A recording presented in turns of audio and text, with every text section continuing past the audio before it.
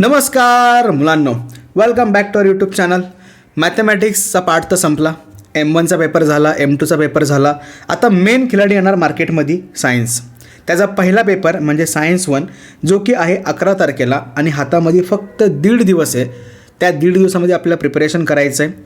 कसं करायचं, कुठले चॅप्टर इम्पॉर्टंट आहेत, कुठल्या चॅप्टरवरती कसे क्वेश्चन्स पडतात आणि आपण 35+ स्कोअर कसा करू शकतो, सगळं काही नीट समजून घेऊया.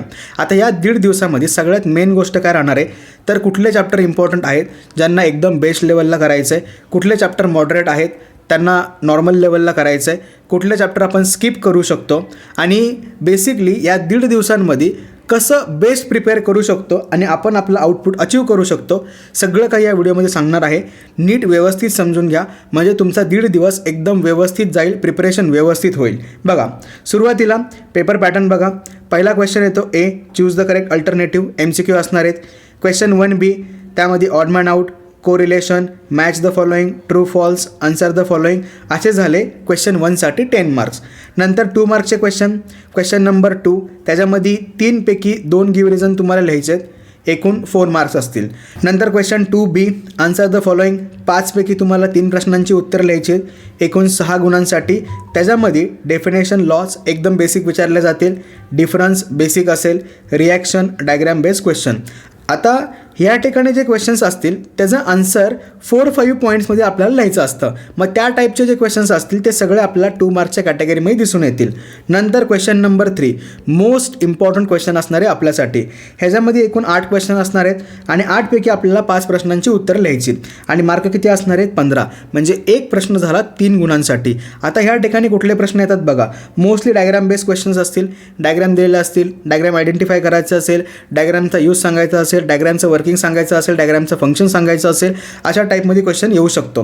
नंतर लॉज आणि रूल डिटेलमध्ये एक्सप्लेन करा किंवा तो लॉज कुठं अप्लाय होतो, लॉजचा यूज काय आहे, या टाईपमध्ये क्वेश्चन येणार. नंतर टेबल, टी डायग्राम आणि पझल आणि शेवटी येतं न्यूमरिकल. आता न्यूमरिकल सॉल्व करणं खूप इझी आहे. टेक्स्टबुकमध्ये मोजून 4-5 चॅप्टर्स आहेत त्याच्यामध्ये न्यूमरिकल दिसतात आणि ते न्यूमरिकल सॉल्व करणं एवढं अवघड नाही आहे. सरळ सरळ फॉर्म्युला आहे, त्याच्यामध्ये व्हॅल्यू पुटअप केल्या की आराम के साथ तुम्ही या ठिकाणी एक प्रश्न सॉल्व करू शकता आणि 3 मार्क कन्फर्म होतील. त्यामुळं न्यूमरिकल व्यवस्थित सॉल्व करताल. न्यूमरिकल कुठल्या चॅप्टरचे कसे येतात सगळं सांगतो, टेन्शन नका घेऊ. त्याच्यानंतर क्वेश्चन नंबर 4 इथं चुकून 5 झाल्या. Question number 4. आता क्वेश्चन नंबर 4मध्ये एकूण 2 क्वेश्चन असणार आहेत. 2 पैकी आपल्याला एका क्वेश्चनचा आन्सर लिहायचं आहे आणि हा क्वेश्चन असतो 5 मार्क्ससाठी. मग आता या ठिकाणी कुठले क्वेश्चन असतील तर डायग्राम बेस्ड क्वेश्चन असेल किंवा ॲप्लिकेशन बेस असेल किंवा रिॲक्शन बेस असेल. पण या ठिकाणी 1-1 मार्काचे प्रश्न असतात. एकूण 5 प्रश्न दिलेले असतील. समोर काहीतरी डायग्राम असेल, डायग्राम स्टडी करायचं आणि त्याचं उत्तर लिहायचं. अजिबात हा क्वेश्चन कॉम्प्लिकेटेड नसतो. उलट हा 1 मार्क्सचाच कॅटेगरीतला क्वेश्चन आला. फक्त त्यांनी एकाच ठिकाणी 5 प्रश्न विचारलेले आहेत. त्यामुळं आपल्याला टेक्स्टबुकमधले असे चॅप्टर्स पक्के करायचे आहेत जे चॅप्टर ह्या ठिकाणी येण्याचे चान्सेस खूप जास्त आहेत आणि मोस्टली हे 5 मार्क तुम्हाला सहज मिळून जातात आणि हे पटकन मिळतात. As compare to question number 3 हा क्वेश्चन नंबर 4 एकदम इझी असतो. त्यामुळे अजिबात टेन्शन घेऊ नका. मग आता आउटपुट काय निघालं पूर्ण पेपर पॅटर्नमधून की आपल्याला प्रत्येक चॅप्टरमधल्या डेफिनेशन्स व्यवस्थित करायच्यात, लॉज असतील तर लॉज व्यवस्थित करायचेत, डिफरन्स करायचा आहे, रिॲक्शन्स असतील तर रिॲक्शन्स करायच्यात, नंतर डायग्राम आणि त्या चॅप्टरमध्ये न्यूमरिकल असतील तर न्यूमरिकल करायचेत. म्हणजे या गोष्टींवरती आपला फोकस खूप जास्त पाहिजे. नंतर हे अचीव करण्यासाठी प्रिपरेशन कसं करायचं, कुठले चॅप्टर करायचे ते समजून घ्या. टोटल 10 चॅप्टर्स आहेत. त्याच्यामधले 7 चॅप्टर एकदम बेस्ट लेवलला करा. एवढे बेस्ट करा की त्याच्यामधला कुठलाच पार्ट स्किप नाही झाला पाहिजे. नंतर 3 चॅप्टर मिडियम लेवलला ठेवा. आता बेस्ट कुठले करणार तर पहिला, दुसरा, चौथा, 6वा, 7वा, 8वा आणि 9वा हे एकदम टॉपच करून ठेवा, बेस्ट लेवललाच करून ठेवा. नंतर चॅप्टर 3, 5 आणि 10 यांना मीडियम लेवलला करा. मीडियम लेवलला म्हणजे काय, ह्यातले PYQ करा, बेसिक कन्सेप्ट करून जा. म्हणजे एमर्जन्सी आलं तर ह्यांचे क्वेश्चन सॉल्व करायचे. मग आता मी 7 चॅप्टरच का सांगितले त्याचा हेतू समजून घ्या. ही एका टॉपरची स्ट्रॅटेजी असते. टॉपर कधीच पूर्ण अभ्यास करून जात नाही. जो अभ्यास करतो त्यालाच इतका परफेक्ट करतो की त्याच्यामधला कुठलाही क्वेश्चन आला तरी तो सहज अटेम्प्ट करू शकतो. आता आपण काय करू शकतो टॉप 7 चॅप्टर केल्यानंतर बघा, सगळ्यात पहिली गोष्ट आपला फोकस लिमिटेड चॅप्टरवरती राहील, लिमिटेड क्वेश्चन्सवरती राहील. म्हणजे क्वेश्चन सिलेक्शन एकदम बेस्ट होईल, कन्फ्यूज नाही होणार. क्वेश्चन नंबर 3मध्ये 8 क्वेश्चन्स आहेत आणि आपण तेच क्वेश्चन शोधणार जे आपण पक्के केलेले आहेत. बाकीच्या क्वेश्चन्सकडे आपण बघणार नाही. त्यामुळे आपला फोकस वाढला. फोकस वाढल्यामुळं आपण कंप्लीट आणि ॲक्युरेट आन्सर लिहू शकतो. आता सायन्समध्ये हाच प्रॉब्लेम होतो की सर उत्तर येतं आहे, पॉईंट आठवतात ते, पण 1-2 पॉईंट वर खाली होतात ते. हा प्रॉब्लेम येतो का नाही? मग हा प्रॉब्लेम जर सॉल्व करायचा असेल त्यासाठी 7 चॅप्टर पक्केच ठेवा आणि त्यातले प्रश्न पडले तर मस्त आपण गेम करू शकतो. नंतर पेपरमध्ये वेळ वाचेल, कन्फ्युजन नाही होणार. ह्या सगळ्या गोष्टी जर आपण केल्या तर आपला पेपर व्यवस्थित येईल आणि 35चा गोल आपण सहजरित्या अचीव करू शकतो. कळलं नक्की? समजलं? चलो, आता प्रिपरेशन कसं करायचं? 1.5 दिवस हातामध्ये आहे. मग ह्या 1.5 दिवसाला कसं युटिलाइज करायचं ते समजून घ्या. सगळ्यात पहिली गोष्ट, चॅप्टर आता रीड करू नका, इम्पॉर्टंट पॉईंटवरती फोकस ठेवा. मग तो पॉईंट करताना कसं करायचं? तर पॉईंट नीट रीड करा. कुठलाही क्वेश्चन आन्सर असून द्या, नीट रीड करा, समजून घ्या. समजल्यानंतर त्यातून तुम्हाला काही पॉईंट समजतील. मग त्या पॉईंट्सला फ्लो डायग्रामच्या फॉर्ममध्ये मांडा. म्हणजे हा पॉईंट झाला की हा पॉईंट, मग हा पॉईंट, मग हा पॉईंट, मग हा पॉईंट, असं जर तुम्ही पॉईंटला सिक्वेन्समध्ये मांडण्याचा प्रयत्न केला ना तर एक्झाममध्ये ते पटकन आठवतील. आणि आपल्याला काय इम्पॉर्टंट असतं तर तो पॉईंटवरून आपण स्टेटमेंट, सेंटेन्स सहज लिहू शकतो. मग ते अजून पक्क करण्यासाठी रफली ते पॉईंट्स नोट डाऊन करून घ्या.